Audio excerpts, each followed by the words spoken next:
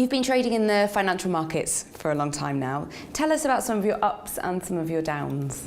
When I started, I found the going very easy. I had a good basic knowledge of technical analysis because I studied it intensively while watching this guy in that office at De Beers, and I went through technical analysis of stock trends, and when I started to trade I had a really good knowledge of technical analysis.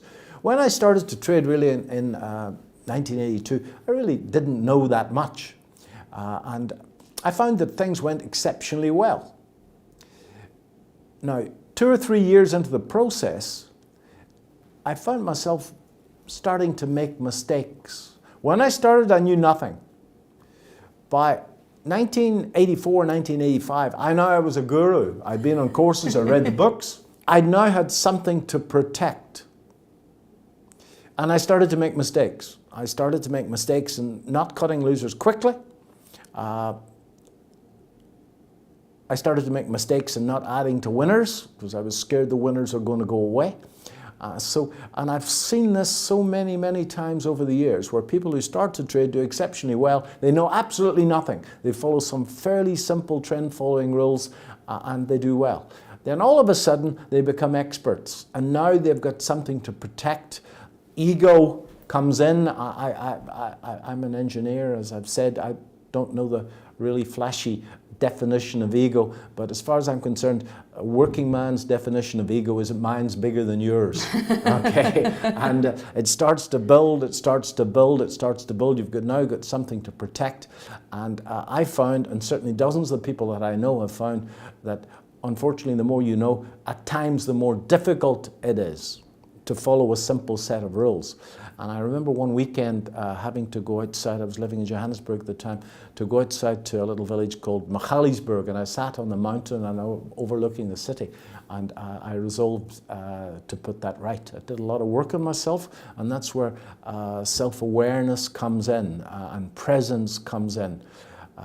And it takes an awful lot of time, and for most people, they've got to lose an awful lot of money before they realize that self-awareness and what you bring to the party is important. Prior to that, people will be moving from course to course to course, book to book to book, looking for something that will be right 10 times out of 10 and make them rich. And I assure you, if you troll through the internet, there are an awful lot of people out there who will sell you such a system at many thousands of dollars. What would you say would be the key thing that you've learned that's changed your approach to the markets? I think the ability, and you've got to work at it, to be totally and utterly present as the market is moving up and down. I think that it becomes more difficult if you're a short-term trader. There, your present moment could be a 5-minute chart. I have a trading partner and he trades a 2-minute chart of the DAX. So his present moment is a 2-minute chart. He's very good at it. It's too fast for me. I just don't want to be bothered with that anymore. I have had a go at it in years back.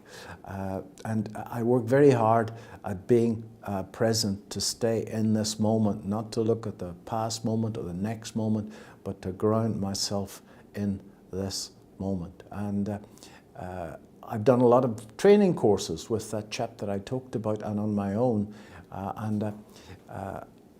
People keep asking me, well, why do you do these courses if you're making so much money in the market? And at the very first half hour of a 3-day course, I pick some fellow in the front row and I say, you must ask me that on Friday afternoon. Okay. And the real answer, of course, is that sometimes when I'm on a stage speaking to a group of people that are positive, that I feel incredibly present. And when you're in the present moment, it's a very sexy place to be, okay? And you've been there yourself. I'm sure you must have been engrossed in some hobby. And you started it on a Saturday morning at 9 o'clock, and before you knew it, it was lunchtime. And time disappeared. This is a tip for all the short-term traders out there. If you're watching the clock, you're not in the right place to be a short-term trader. And if you're in the zone, time disappears. Okay. In anything, whether it's a hobby. I remember once upon a time flying to New York City, and beside me was the fashion editor of Vogue magazine.